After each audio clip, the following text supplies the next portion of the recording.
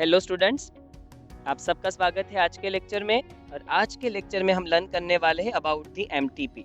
MTP का मतलब होता है मेडिकल टर्मिनेशन ऑफ प्रेगनेंसी, और हम इसको एबॉर्शन के नाम से भी जानते हैं। सबसे पहले क्लियर डेफिनेशन से शुरुआत करते हैं और कुछ जनरल इंफॉर्मेशन भी। इंटेंशनल और voluntary termination of pregnancy before full term is called medical termination of pregnancy और induced abortion.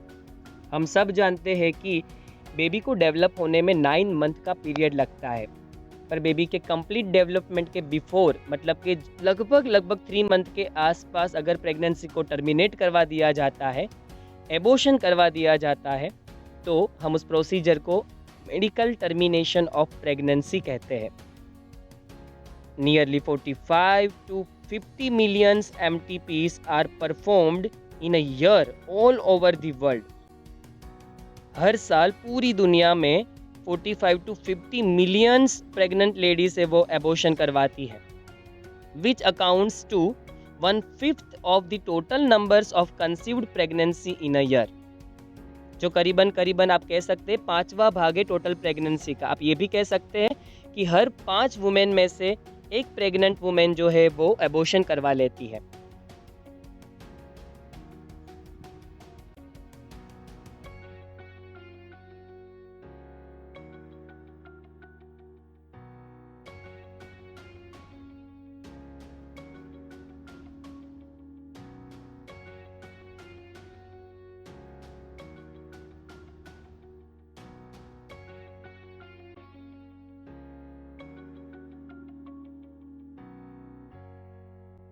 MTP has a significant role in decreasing the population, though it is not meant for that purpose. MTP की वजह से population decrease होती है, क्योंकि कहीं ना कहीं 9 मंथ से पहले ही 3 मंथ्स के आसपास ही आप बेबी का एक तरीके से मर्डर कर देते हैं, तो बेबी इस वर्ल्ड में आ ही नहीं पाता और पॉपुलेशन डिक्रीज होती है। पर इसका बिल्कुल ही ये पर्पस नहीं है।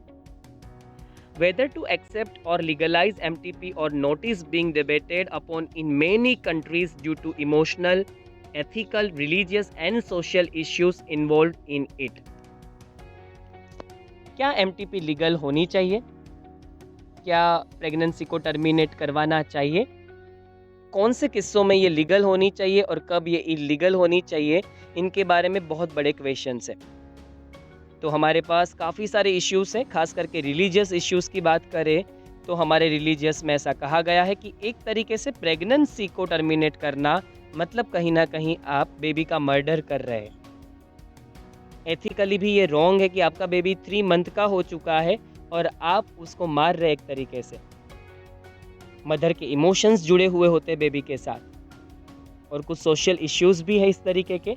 पर फिर भी कुछ ऐसे किस्से हैं, कुछ ऐसी ज़रूरतें हैं जहां पर MTP का लीगलाइजेशन होना बहुत ही ज़रूरी है। हम उसके बारे में पढ़ेंगे, और इलीगल यूज़ क्या है MTP के, हम उसके बारे में भी पढ़ेंगे।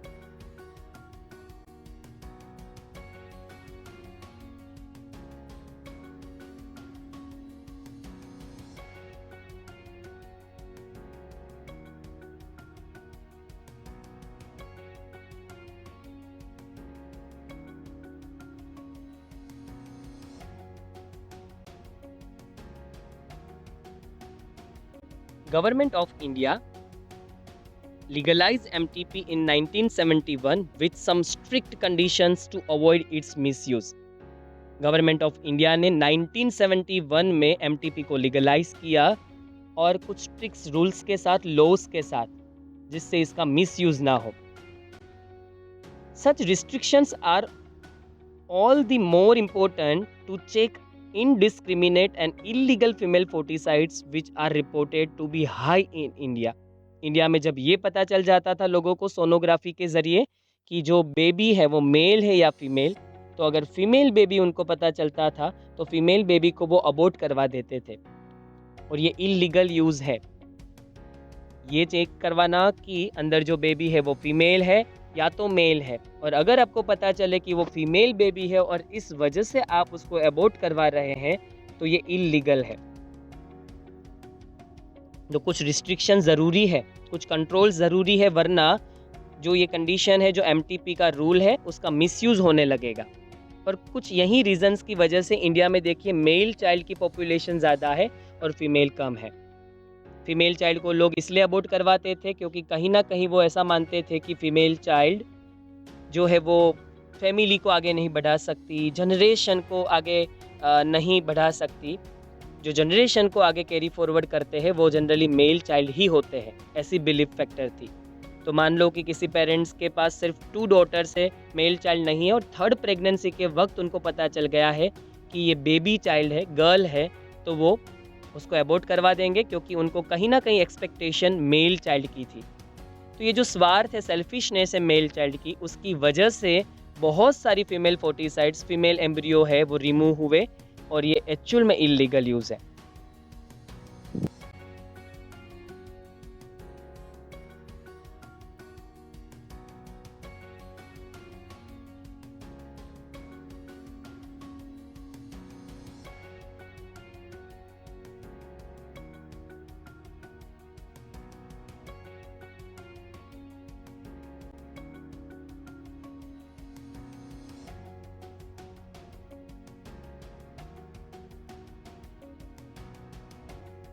एमटीपी का लीगल यूज़ क्या है?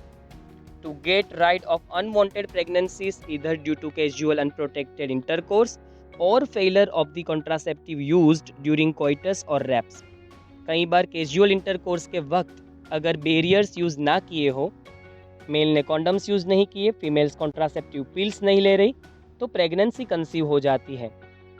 या तो फिर कॉन्ट्रासेप्टिव का यूज़ किया था पर वो फेल हो गए, जैसे कॉन्डम क्रैक हो गया, सीमेन वजाइनल ट्रैक में चला गया और प्रेगनेंसी कंसीव हो गई। इस केस में अगर दोनों पार्टनर इस पर्टिकुलर टाइम पीरियड में प्रेगनेंसी नहीं चाहते, बेबी कंसीव करना नहीं चाहते, तो एमटीपी के ज़रिए वो टर्मिनेट करवा सकते हैं। कई बार ऐसा होता है कि पार्टनर्स फाइनेंशियल स्टेबिलिटी शो नहीं कर पा रहे होते, तो एक पर्टिकुलर टाइम पीरियड के बाद ही प्रेगनेंसी चाह रहे होते या फिर कंसीव करना चाह रहे होते। या तो फिर रेप केस के अंदर, अगर रेप केस के अंदर प्रेगनेंसी कंसीव हो जाती है तो कोई भी विक्टिम ऐसे बेबी को बर्थ देना नहीं पसंद करेगा, ऐसे केस में एमटीपी यूज़ कर सकते हैं। एक और भी लीगल यूज़ है, MTPs are also essential in certain cases where continuation of the pregnancy could be harmful or even fatal either to the mother or to the fetus or both।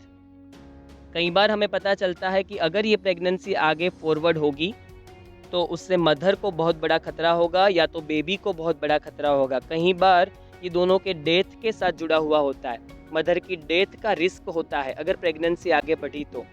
ऐसे cases में doctor advice देते हैं कि MTP को perform करवाया जाए और pregnancy को टर्मिनेट करवा दिया जाए।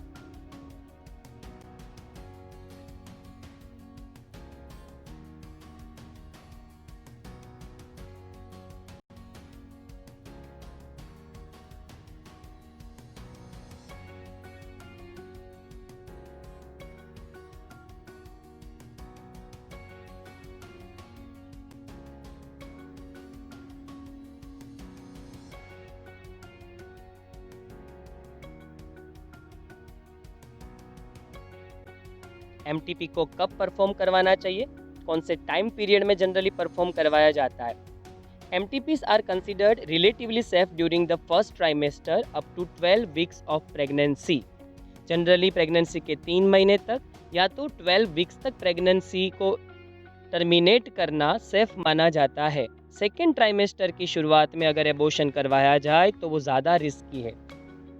One disturbing trend observed in that a majority of the MTPs are performed illegally by unqualified quacks which are not only unsafe but could be fatal too। हमारे यहाँ पर पाया गया कि बहुत सारी MTPs परफॉर्म हो रही है और मेजोरिटी जो MTPs है वो जो क्वैक्स होते हैं, मतलब कि जो डॉक्टर्स नहीं होते, जो अनक्वालिफाइड्स होते हैं, ऐसे डॉक्टर्स जो अपने आप को डॉक्टर्स कहते हैं, उनके ज़रिए होती है। तो ये अनसेफ नहीं है, ये खतरनाक भी है। ऐसी एमटीपीस के वक्त मदर की डेथ हो सकती है, इसलिए क्वालिफाइड डॉक्टर्स के पास ही एमटीपी परफॉर्म करवानी चाहिए और इसका लीगल यूज़ ही करना चाहिए।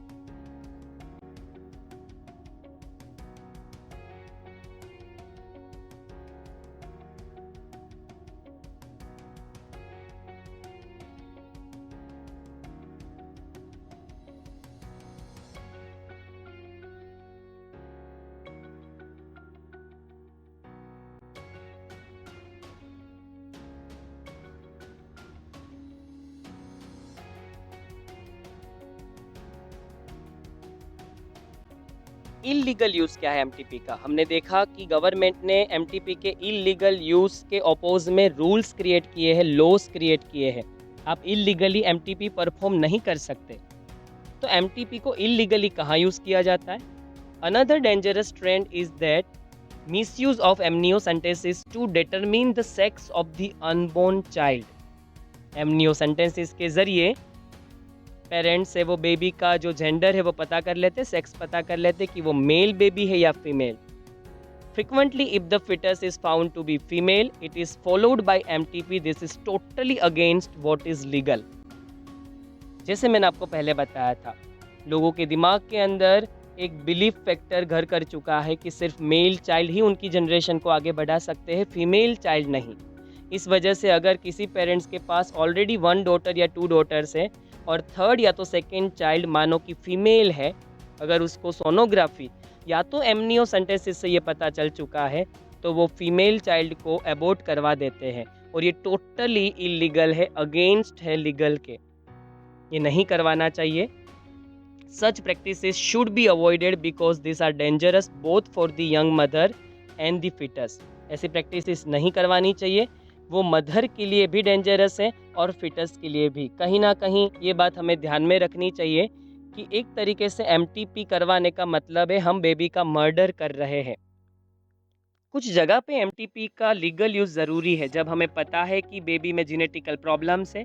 अगर बेबी ऐसी कंडीशन में बर्थ लेगा तो पूरी लाइफ सफ़र करेगा, या फिर ये प्रेगनेंसी आगे बढ़ेगी तो मदर की लाइफ डेंजर में जा सकती है, मदर की डेथ हो सकती है, या फिर फाइनेंशियल अनस्टेबिलिटी है। फिलहाल प्रेगनेंसी आप कैरी कर पाओ ऐसी कंडीशन नहीं है, तब आप एमटीपी करवाए, वो लीगल है।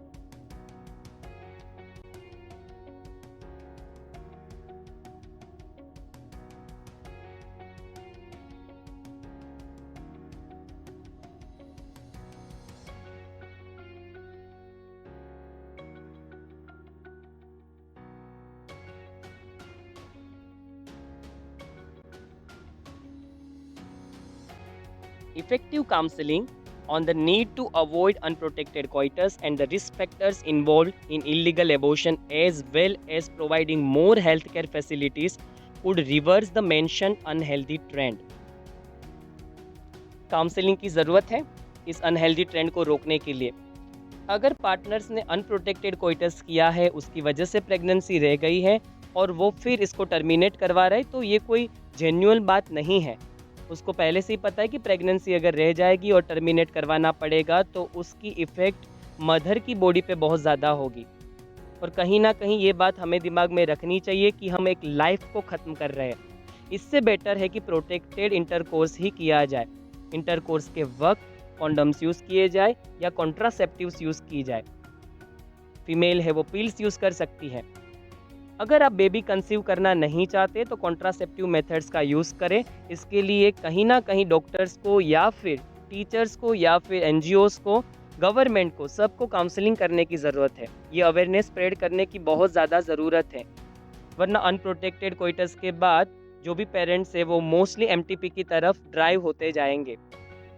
हमें ये भी समझाना है कि एमटीपी के काफ़ी रिस्क फैक्टर है, वो मदर की बॉडी के लिए डेंजरस भी हो सकते, वो रिस्की भी हो सकते। और ये तो हमें जानते ही है कि इलीगल एबॉर्शन तो बिल्कुल ही नहीं करवाना चाहिए। अगर हमें पता चल जाए कि फीमेल बेबी है और उस वजह से हम एबॉर्शन करवा रहे हैं तो वो कम्प्लीटली इलीगल है। उसको रोकने के लिए हमें बहुत ज़्यादा अवेयरनेस स्प्रेड करने की ज़रूरत है। ये ट्रेंड अब धीरे धीरे कम हो गया है, लेकिन फिर भी आज भी लोगों के दिमाग में ये चीज़ तो है ही कि मेल चाइल्ड ही जनरेशन को आगे बढ़ा सकते हैं। उस वजह से अगर पहला बेबी अगर डॉटर है, मानो कि फीमेल है, तो वो ये ऑलवेज एक्सपेक्ट करते हैं कि सेकेंड बेबी मेल हो। तो कई बार ऐसा होता है कि अगर सेकेंड बेबी फीमेल होता है, उनको पहले से पता चल जाता है सोनोग्राफी या एमनियोसेंटेसिस से, तो ऐसे केस में वो अबॉर्शन करवा लेते हैं, जो इलीगल है। ये ट्रेंड तभी रुक सकता है जब हम हमारी समझ जो है उसको चेंज करें, हम हमारे बिलीफ फैक्टर को चेंज करें, हमारे थॉट जो प्रोसेसेस है उसमें चेंज हो, उसमें रिवॉल्यूशन हो।